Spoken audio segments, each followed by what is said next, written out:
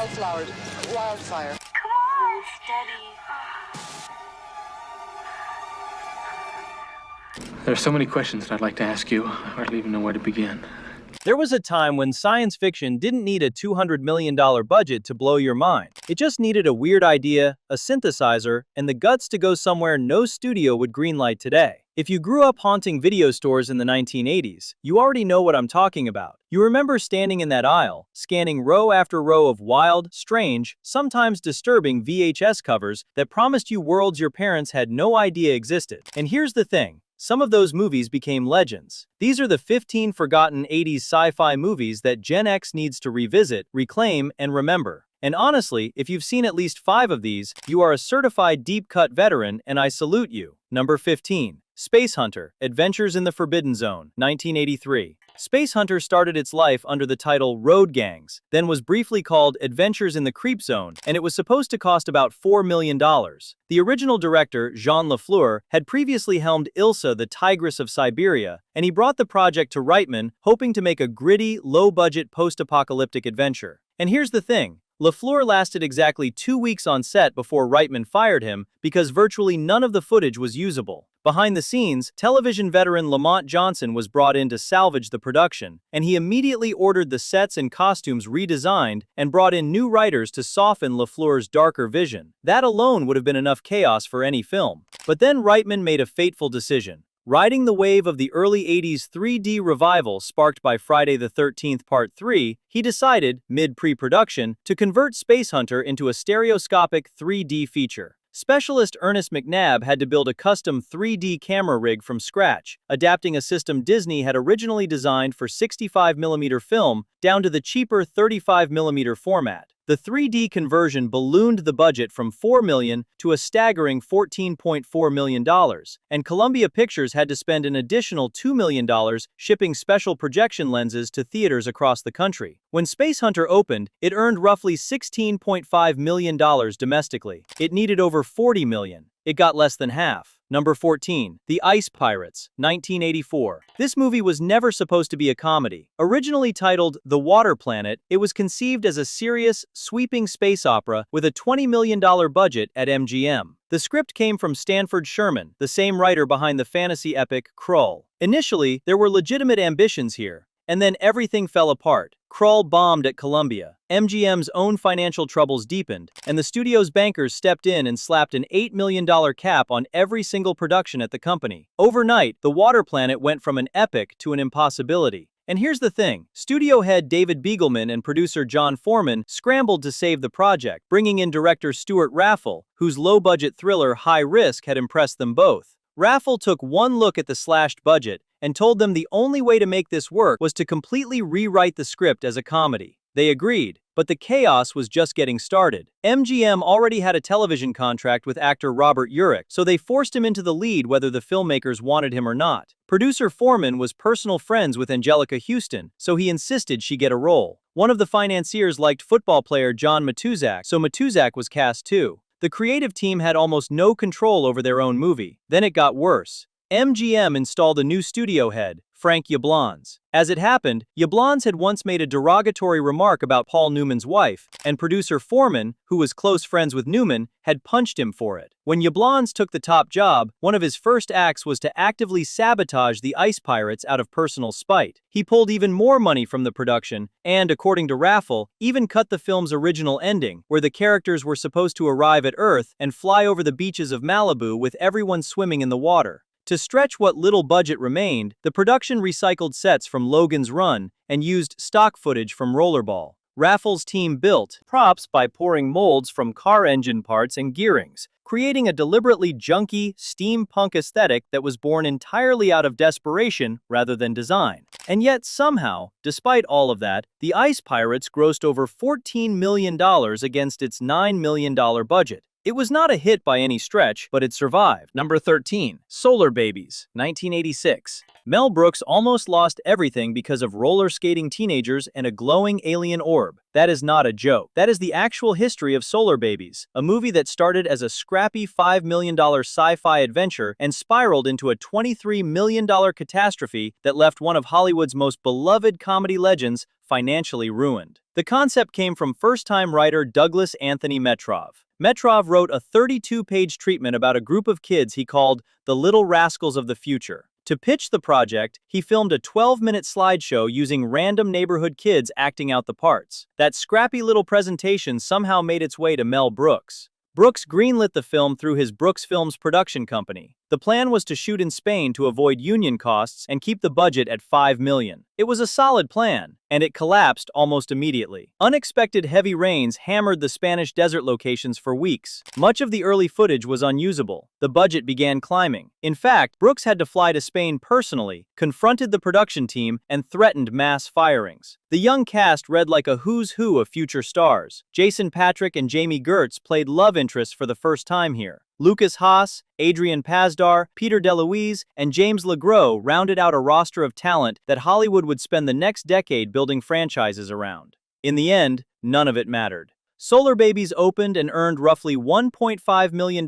against that $23 million budget. Brooks sold the film to MGM for $14 million, which still left him $9 million in the hole personally. He took a second mortgage on his house. He sold his cars. He later said he was legally broke and, in his own words, ready to jump off a roof. Number 12. The Philadelphia Experiment, 1984. John Carpenter wrote the first draft of this script. Then he walked away because he could not figure out how to end it. Joe Dante spent an entire year trying to crack the same problem before he too walked away. The script went through 9 separate rewrites after that, and the man who finally got it in front of cameras was Stuart Raffle. That is the chaotic origin story of the Philadelphia Experiment, a film based on one of the most enduring conspiracy theories in American military history. The source material was a 1979 book by Charles Berlitz. According to the legend, the U.S. Navy conducted a secret experiment in 1943 to render the destroyer escort USS Eldridge invisible to radar. Behind the scenes, when producer Douglas Curtis tried to get official cooperation, which would have saved significant production costs through access to Navy personnel and equipment, the military flatly refused. The production was forced to use a decommissioned World War II destroyer, the USS Laffey, sitting in a ship graveyard in South Carolina. From there, filming moved to the desert near the Bonneville Salt Flats in Utah for the special effects sequences at the abandoned Wendover Air Base, then to Salt Lake City, and finally to California. The budget landed at $9 million, but despite all the behind-the-scenes turmoil, what emerged was a surprisingly effective time travel thriller that blended wartime paranoia with Reagan-era government conspiracy. The Philadelphia Experiment earned just over $8 million domestically, falling short of profitability.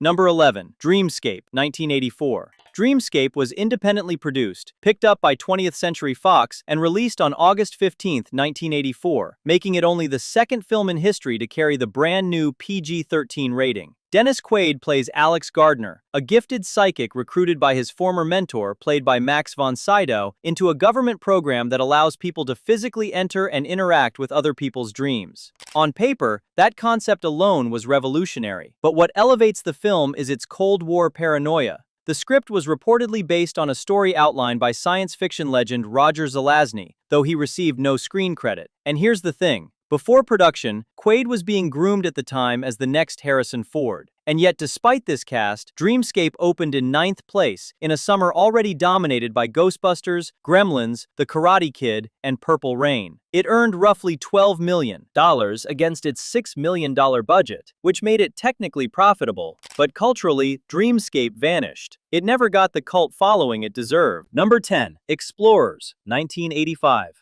This was supposed to be the film that cemented Joe Dante as one of the great genre directors of his generation. Instead, it became a wound he never fully recovered from. Explorers starred 2 young actors making their feature film debuts, Ethan Hawke and River Phoenix, alongside Jason Presson, as 3 kids who build a spacecraft out of junkyard scraps and a tilt-a-whirl car and fly it into outer space. The script by Eric Luke was pure childhood wonder. Jerry Goldsmith composed the score. Industrial Light and Magic handled the visual effects. Rob Bottin designed the alien makeup. The budget sat between $20 and $25 million.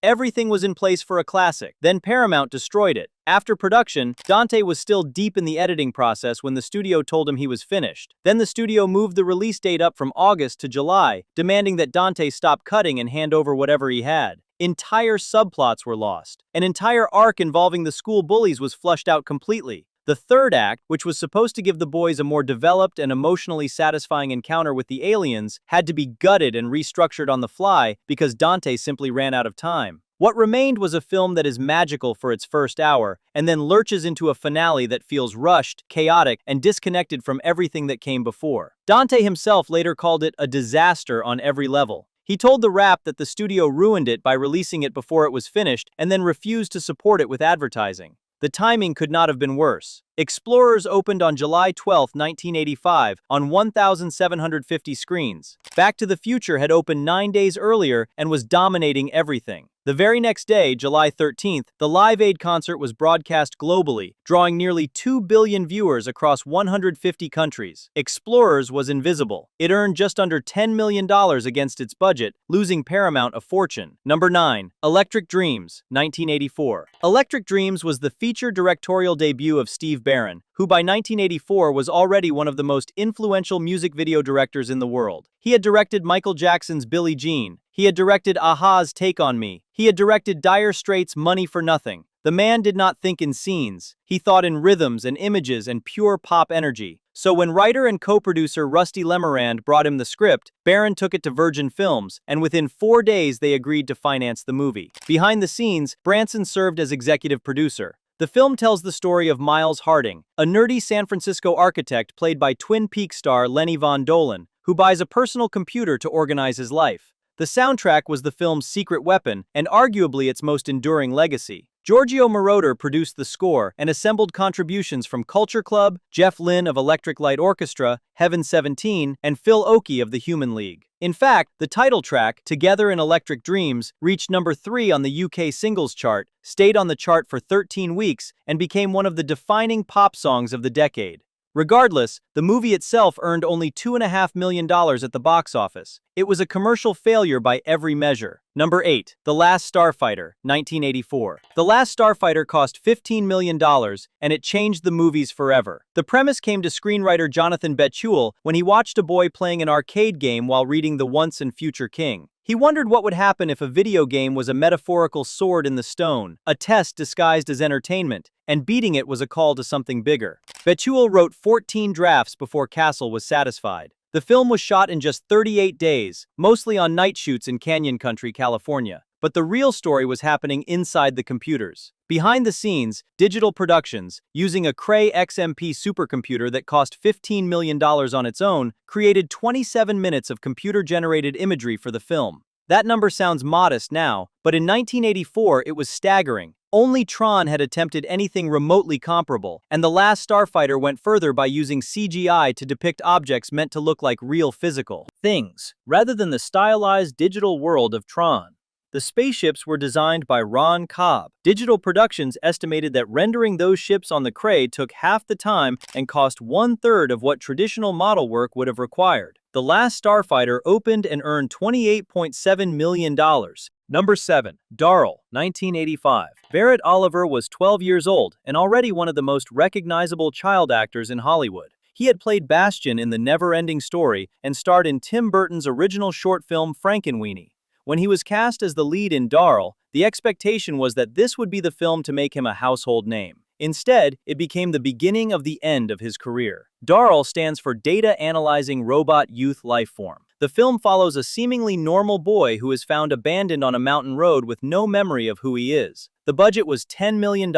Filming took place across 3 countries, starting at Orlando, Florida in January 1985, then moving to Dillsborough, North Carolina for the small-town sequences, and finally to Pinewood Studios in London for 8 weeks of interior work. The computer lab scenes where Darryl's true nature is revealed were filmed at Disney's Epcot Center. Darryl opened and earned just $7.8 million worldwide. Leonard Maltin called it one of the blandest movies of the year. Number 6. Batteries Not Included, 1987. The concept for Batteries Not Included was originally created by Mick Garris for Amazing Stories, Spielberg's 1985 NBC anthology series. But when Spielberg read the treatment about tiny alien spaceships that rescue a crumbling Manhattan apartment building from greedy developers, he pulled it off the show and expanded it into a full feature film. The budget was $25 million. The casting was anchored by real-life married couple Hume Cronin and Jessica Tandy, who play Frank and Fay Riley, the stubborn, tender-hearted owners of a cafe and apartment building targeted for demolition. It was their sixth film together.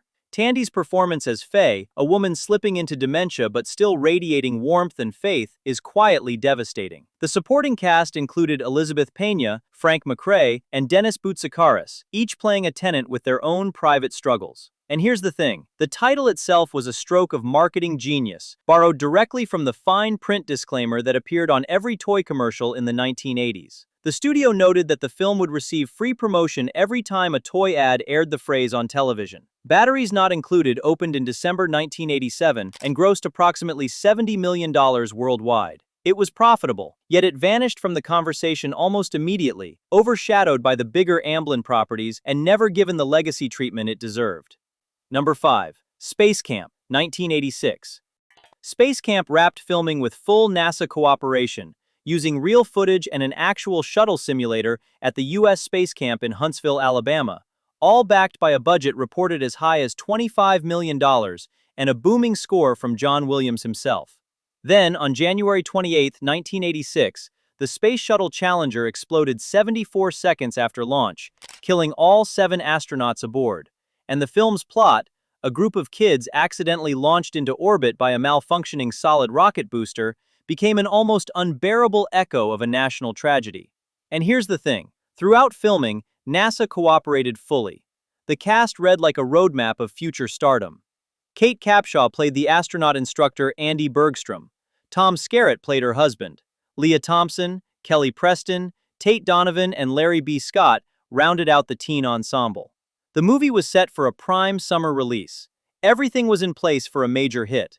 And then, on January 28, 1986, the Space Shuttle Challenger exploded 73 seconds after launch.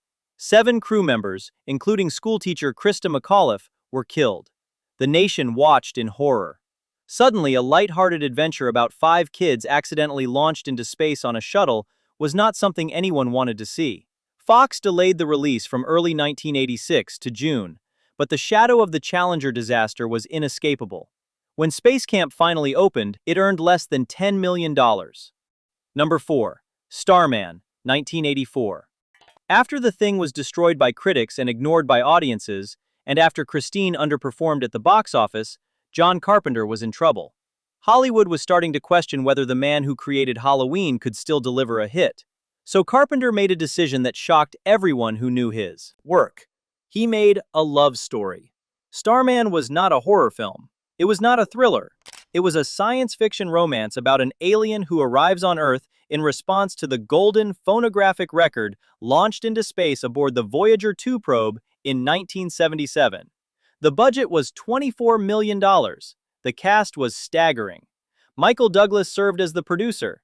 Jeff Bridges played the Starman with a physical performance unlike anything audiences had seen before. Karen Allen played Jenny Hayden, the widow. The chemistry between them is the entire film. Everything else, the government chase, the special effects, the ticking clock, is just scaffolding for a story about 2 beings from different worlds recognizing something true in each other. In fact, Starman remains the only John Carpenter film to ever receive an Oscar nomination in any category. The score by Jack Nitzsche was also nominated for a Golden Globe. And yet, at the box office, Starman earned just $28.7 million. Number 3. Miracle Mile, 1988. Writer and director Steve DeJarnette created the script for Miracle Mile out of a recurring nightmare he had about being the very first person to learn that nuclear war had started. Warner Brothers bought it. They wanted to make it bigger, more expensive, with a different director and a different ending. DeJarnette refused. He was offered $400,000 to sell the script outright and walk away. Instead, he bought it back for $25,000 and raised the money himself by writing the screenplay for Strange Brew. For years, the script floated through Hollywood. Finally, independent production company Hemdale agreed to finance the film with a budget of roughly $3.7 million. The cast was everything. Anthony Edwards starred as Harry Washello, Mayor Winningham, Denise Crosby, McKelty Williamson, and legendary B-movie actor John Agar. Behind the scenes, DeJarnette shot the film by lighting up entire city blocks on a budget that would not cover a single effects sequence in a studio film. Miracle Mile premiered and earned just $1.1 million. Almost nobody saw it. Number 2. Flight of the Navigator, 1986. Flight of the Navigator was directed by Randall Kleiser, and it was built around a concept that is deceptively simple and devastatingly effective. In 1978, a 12-year-old boy named David Freeman falls into a ravine and is knocked unconscious. The budget was $9 million. The film was originally sent to Walt Disney Pictures, but the studio could not approve it at the time, so it was picked up by Producers Sales Organization, which then cut a distribution deal with Disney for the American release. Behind the scenes, the visual effects included early digital morphing techniques that predated Terminator 2 by 5 years. Due to blocked funds from a Norwegian financial partner, a portion of the film had to be shot in Oslo in 30 degrees below zero weather, a bizarre production requirement for a movie set in sunny Florida. Flight of the Navigator opened and earned $18.6 million. Modest, but forgettable by studio standards. Number 1. They Live, 1988. The most famous line in this movie was never in the script. Roddy Piper pulled it from a notebook of wrestling trash talk he had been compiling for years, looked into the camera, and said it on the spot. "I have come here to chew bubblegum and kick ass, and I am all out of bubblegum." And here's the thing, John Carpenter cast Piper after watching him perform at WrestleMania 3. Piper had never carried a movie before. Carpenter did not care. Behind the scenes, Carpenter wrote the screenplay himself under the pseudonym Frank Armitage because he did not want his name appearing in the credits too many times across directing, writing, and composing the score. He was given final cut by the studio, but the price for that creative control was a restricted budget of just $4 million. To populate the film's homeless encampment, Carpenter brought in real unhoused people from the streets of Los Angeles, gave them food, and paid them as extras.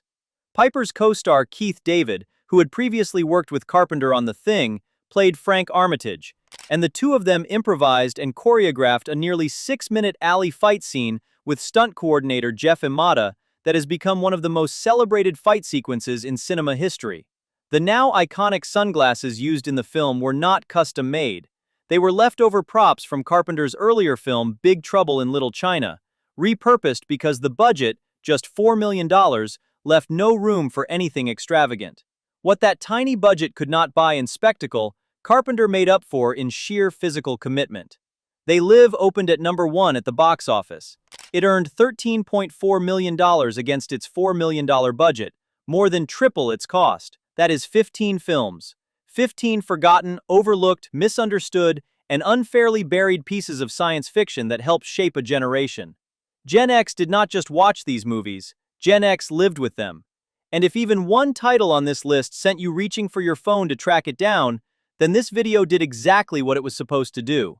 Hit subscribe if you have not already. Drop your favorite forgotten 80s sci-fi film in the comments, and I will see you in the next one.